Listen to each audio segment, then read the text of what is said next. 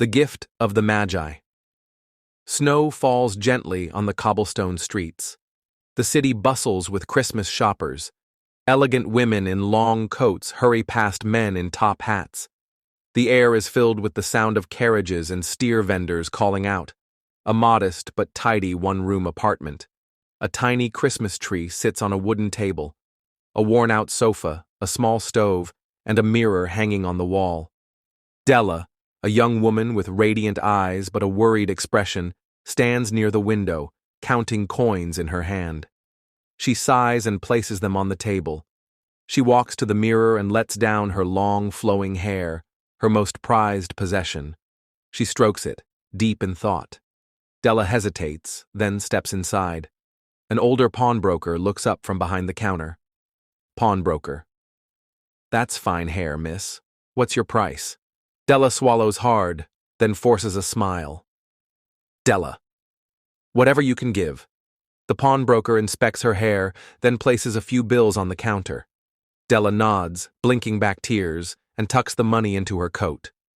Della presses her gloved hands to the glass, staring at a gleaming gold watch chain inside. She smiles, knowing it's perfect for Jim. Della lights a small oil lamp. She anxiously tugs at her newly short hair. The door opens. Jim, a tall, kind-eyed young man, enters. He stops when he sees her. Jim? Della, your hair. Della laughs nervously. Della. I had to, Jim. I sold it to buy you a gift. Look, isn't it wonderful? She hands him the watch chain. Jim doesn't move.